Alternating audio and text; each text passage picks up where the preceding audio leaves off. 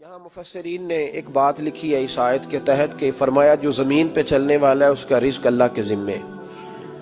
فرماتے ہیں کہ یہ اللہ نے ہماری عقل کے مطابق ہم سے بات کی ہے، ورنہ آسمانوں میں جتنی مخلوق ہے رزق اس کا بھی اللہ کے ذمے ہی ہے. یہاں جو فی الارض کے لفظ ہے زمین پہ، وہ ہمیں سمجھانے کے لیے کہ تم نے تو صرف یہ دنیا دیکھی ہے نا، تو جس کو تم نے دیکھا ہے وہ سب کھاتے اللہ کا دیا ہوا ہی ہے. تو جو ہم نے دیکھا تھا رب کریم نے اس کے مطابق ہمیں سمجھا دیا. فرمایا کچھ تو تم نے دیکھے نہیں، چلو ان کی تم سے بات نہیں کرتے، پر جو تم نے دیکھے ہیں ان سب کا رزق کس کے ذمے ہے؟ اللہ کے. میرے محبوب کریم علیہ الصلوۃ والسلام نے فرمایا اللہ پہ بھروسہ رکھ کے سویرے نکل جانا رزق کی تلاش میں. کس پہ بھروسہ رکھنا ہے؟ نکلنا تمہارے ذمے ہے. یہ نہ کہنا کہ گھر بیٹھوں گا تو یہیں آئے گا. نکلنا تمہاری ذمہ داری ہے، جتنی ذمہ داری ہے وہ پوری کرنا. اللہ پہ بھروسہ کر کے نکل جانا تمہاری ذمہ داری ہے. رب کا ذمہ ہے تمہیں رزق دینا، وہ ضرور تمہیں رزق پہنچائے گا. یا رسول اللہ صلی اللہ علیہ وسلم کس طرح پہنچے گا؟ تو ذرا حضور کے لفظوں کا حسن بھی دیکھیے. نبی پاک صلی اللہ علیہ وسلم نے فرمایا جس طرح موت تمہیں ڈھونڈ لیتی ہے نا کہ تم کہاں موجود ہو، جب وقت آتا ہے تو انسان پاکستان میں ہو تب بھی آ جاتا ہے، جدہ میں ہو تب بھی آ جاتا ہے، مکہ میں ہو یا مدینہ طیبہ میں وقت پھر بھی آ جاتا ہے. فرمایا جس طرح موت تم جہاں بھی ہو تم تک پہنچ جاتی ہے نا، اس طرح تمہارا رزق بھی تم جہاں موجود ہوتے ہو اللہ وہاں پہنچا دیتا ہے. تو یا رسول اللہ صلی اللہ علیہ وسلم کس انداز میں؟ تو فرمایا نکل جانا تمہاری ذمہ داری ہے. فرمایا سویرے پرندے بھی نکل جاتے ہیں اور شام کو جب لوٹتے ہیں تو اللہ انہیں پیٹ بھر کے روزی عطا فرماتا ہے. حالانکہ ان کو نہیں پتا ہوتا ہمارا کارخانہ کہاں ہے، ہم نے کہاں جا کے مزدوری کرنی ہے. ان کو نہیں پتا ہوتا کہ ہمارا دفتر کہاں ہے، ہم نے کس آفس میں بیٹھنا ہے. ان کو نہیں پتا ہوتا کہ ہم نے کہاں جا کے مال خریدنا ہے اور کہاں سے ہم نے پھر اس کو دوبارہ بیچنا ہے. انہیں خبر نہیں ہوتی. اللہ پہ بھروسہ کر کے نکل جاتے ہیں. نکلنا تو تیرے ذمے ہے کہ نہیں؟ فرمایا وہ تو ڈیوٹی کر، شام کو اللہ جو رب پرندوں کو روزی دیتا ہے وہ تجھے بھی عطا فرمائے گا. تو جس حال میں ہے، کیونکہ تو نے اپنا یہ حال خود نہیں بنایا، جس نے بنایا ہے وہ بڑا بہتر جانتا تھا کہ تو اسی حال میں اسے اچھا لگتا ہے. تو اسے اسی حال میں، ایک بزرگ تھے تو ان کی طبیعت بڑی علیل ہو گئی، بیمار ہو گئے، تو اللہ نے آزمائش دی تو کیڑے پڑ گئے وجود میں. ایک کیڑا یہاں سے کھا رہا تھا، اللہ والے بڑے راضی رہتے ہیں اس کی رضا پہ. تو کیڑا یہاں کھا رہا تھا تو نیچے گر گیا، تو بابا جی نے اٹھا کے پھر وہاں رکھ لیا. کہنے لگے جب اس نے تیری ڈیوٹی مجھے کھانے کی لگائی ہے تو میں اس بات پہ راضی ہوں، تو نیچے کیوں گرتا ہے؟ بس ٹھیک ہے کھا، جب اس نے تجھے ڈیوٹی جو تیری لگائی ہے. سالبہ بن عبد الرحمن ایک صحابی تھے، سالبہ غالباً نبی پاک صلی اللہ علیہ وسلم کی خدمت میں آئے. کہنے لگے یا رسول اللہ صلی اللہ علیہ وسلم غربت بڑی ہے، میرے لیے دعا کریں اللہ زیادہ مال دے. تو محبوب صلی اللہ علیہ وسلم نے فرمایا تو جس حال میں اچھا ہے وہ تیرے لیے بہتر ہے، جس میں تو ہے وہی حال تیرے لیے. مشکل ہے نا یہ جواب سننا. یا رسول اللہ صلی اللہ علیہ وسلم دعا کر دے. تو محبوب نے کیا فرمایا؟ فرمایا تو جس حال میں ہے نا وہ حال تیرے لیے بہتر ہے، اسی میں رہ. کہ نہیں حضور دعا کریں. فرمایا سالبہ تو باز آ جا. حضور دعا کریں. فرمایا تو باز آ جا. 2-3 دفعہ کا ضد کی. محبوب نے فرمایا جا پھر اللہ تجھے زیادہ پیسے دے گا. چند بکریاں خریدی، اتنی برکت ہوئی کہ بکریوں کے ریوڑ بن گئے. پھر کچھ بکریاں بیچ کے گائے خرید لی، ان کے بھی ریوڑ ہو گئے. پھر کچھ اونٹنیاں لے لی، ریوڑ ہی ریوڑ. پہلے 5 وقت مسجد میں آتے تھے، اب فجر اور عشاء رہ گئی. پھر مال زیادہ ہوا تو مدینے شہر میں کوئی جگہ ہی نہیں، مدینے سے باہر حویلی خریدی، پھر جمعہ ہی رہ گیا. جمعے کے جمعے آتے. زکوٰۃ کا حکم آیا. میرے نبی کریم علیہ السلام نے حضرت ابو ہریرہ کو بھیجا. فرمایا جا اسے کہہ تیری زکوٰۃ بنتی ہے 2.5%.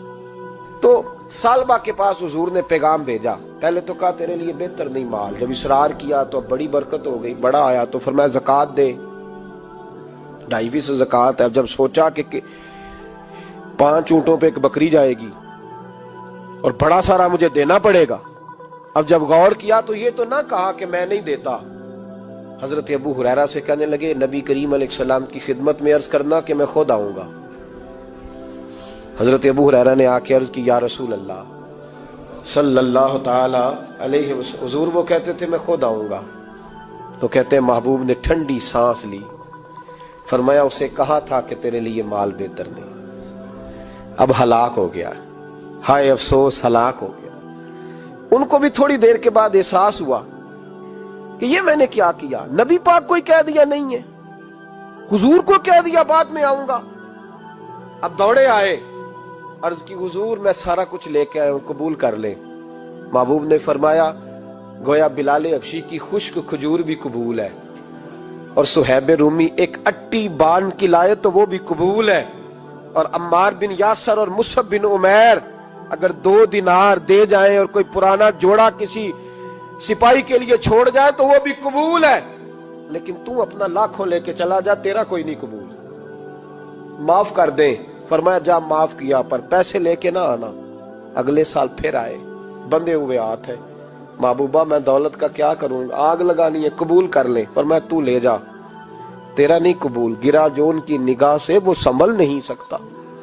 حضور نے وصال ظاہری کیا تو جناب صدیق اکبر کے پاس آئے، لاکھوں کا مال، ابو بکر قبول کر لو، تو جناب صدیق اکبر کہنے لگے اس کا کر لوں جس کا نبی نے نہیں کیا، چل جا کوئی نہیں چاہیے۔ حضرت عمر کے زمانے میں قحط پڑ گیا، بارشیں نہیں ہوتی، غلہ نہیں ملتا، حالات خراب ہے، مالی طور پہ بحران آ گیا، غربتیں، مجبوریاں، تکلیفیں، آ کے روئے عمر میرا قبول کر لو، مجھے معافی تو مل گئی تھی نا۔ فرمایا معافی اپنی جگہ پہ، پر جس کا مصطفیٰ نے قبول نہیں کیا۔ بہت سارے لوگوں کو پتہ ہی نہیں کہ ان کا قبول ہی نہیں ہوا، اور وہ الجھے ہوئے، انہیں خبر ہی نہیں کہ اصل بات کیا ہے۔ فرمایا جس کا مصطفیٰ کریم نے قبول نہیں کیا، اب ہیرے اور جواہرات بھی لے کے آئے تو بھوکے مریں گے، پر اس کا قبول، اس بات پہ راضی رہو اس حال میں اللہ نے رکھا ہوا ہے، اس حال میں راضی رہو۔ یہ جو مصیبت ہے نا دیکھنی کہ وہ بھی میرے پاس، تمہیں کیا پتا، کبھی پوچھ تو صحیح اس سے وہ کس مصیبت کا شکار ہے، جو مالی طور پہ بڑا امیر ہے، تو اس کی طرف دیکھ کے اپنا دل برا کرتا ہے۔ بس جس حال میں رب نے رکھا ہے اس حال میں رہ۔ حضرت عثمان غنی کے زمانے میں تو وہ وصال کر گئے، لیکن بھائی تو جس حال میں تیرا رب تجھے رکھتا ہے اس حال میں رہ، تیری مالی پریشانیاں ختم ہو جائیں گی۔ امام شافعی فرماتے ہیں جن گھروں میں لوگ فجر کی نماز کے وقت سوئے ہوتے ہیں ان گھروں میں رزق نہیں آتا۔ آپ فرماتے ہیں فجر کا وقت اللہ کے دینے کا وقت ہے، اس وقت اللہ بانٹتا ہے۔ حضور صلی اللہ علیہ وسلم کا فرمان ہے نا حدیث میں کہ تہجد کے وقت اللہ پہلے آسمان پہ نزول جلال فرماتا ہے جو اس کی شان کے لائق ہے تہجد کے وقت، اور وہ کہتا ہے مانگو میں تمہیں عطا کروں گا۔ لینے کی باری آئے تو بندہ سمیٹ سماٹ کے اندر گھس جائے۔ ہمارے ہاں یہ ہوتا ہے کہ عشاء کے بعد بچے بیٹھتے ہیں موبائل لے کے، تہجد کا وقت آتا ہے تو ان کی آنکھیں بند ہونی شروع ہوتی ہیں، تو لینے کے وقت تو سویا تھا، تیرا مسئلہ کیسے حل ہوگا؟ بھائی جب کوئی آدمی خیرات بانٹ رہا ہو تو جو پیالہ پیچھے کر لے اسے ملے گا؟ کہتے اس وقت آنا جب میں بانٹ رہا تھا، اب تو کدھر آ گیا ہے؟ مثال دے رہا ہوں۔ تو فجر کا وقت مانگنے کا ہے، تو ساری رات تو گزر گئی گیمیں کھیلتے، ٹی وی دیکھتے، اور جو لینے کا وقت تھا تو سو گیا، تو کیسے آئے گا تیرے پاس؟ تو اٹھے سویرے، بندوں سے مانگ کے دیکھ لیا، بڑی عزتیں خراب ہوئی، فجر کا وقت اٹھ کے جھولی پھیلائے۔ میرے رسول پاک علیہ السلام فرماتے ہیں، رب فرماتے ہیں جب بندے میرے آگے جھولی پھیلاتے ہیں مجھے شرم آتی ہے، کیسے خالی واپس کر دوں؟ تو اس کے سامنے جھولی پھیلائیں سویرے اٹھ کے، رزق میں برکت ہوگی۔ اور پھر ایک اور بات، 5ویں بات، رزق میں تنگی اس وقت ہوتی ہے جب ہم مال غلط جگہ پہ خرچ کرتے ہیں۔